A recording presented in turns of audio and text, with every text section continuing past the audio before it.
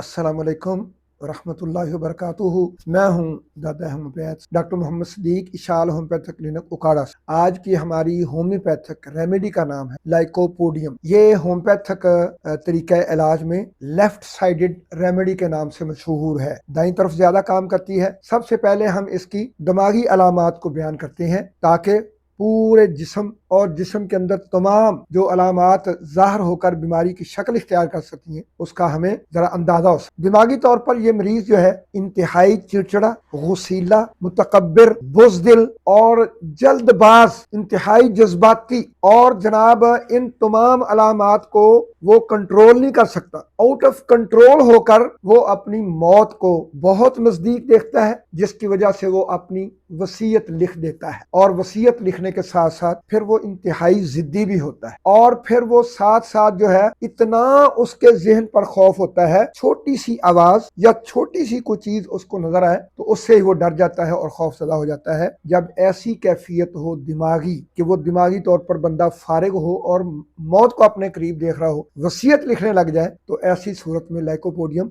जरूर दीजिएगा और हाइपरटेंशन। और लाइकोपोडियम दवा अल्हम्दुलिल्लाह सेक्सुअल आर्गन पर ऐसे काम करती है जो लोग बहुत ज्यादा नौजवानी के अंदर मुस्तजनी कर चुके हों और या फिर वो अय्याशी ज्यादा कर चुके हों, कसरत जमा की वजह से वो अपने आप को फारिग समझते हो कि अब वो बिल्कुल मर्द रहे नहीं। आओ फिर हम आपको दावत देते हैं लाइकोपोडियम को इस्तेमाल करो। तो जो लोग एक ही शादी से तंग हैं और तलाक देना चाहते हैं, हमारा उनको पैगाम है, और बाबियो उतरे नहीं मरो, दूसरी शादी करो, तीसरी करो, चौथी करो। कम से कम मरने के बाद 4 बीवियां तुम्हारे चार पाई पर बैठी हो ना, चारों पाँव के साथ, और वो आपको जो रुखसत कर रही हो। तो आओ फिर जिंदगी को एंजॉय करो। जो कुव्वत ज़ाय कर बैठे हो उसको दोबाला करने के लिए, मर्दाना कुव्वत को उरूज पर पहुंचाने के लिए, दूसरी तीसरी शादी को एंजॉय करने के लिए लाइकोपोडियम इस्तेमाल करो। मदर टिंचर में इस्तेमाल करो, 30-200 में इस्तेमाल करो। खास तौर पर जो मेरे एक्सपीरियंस में के अंदर है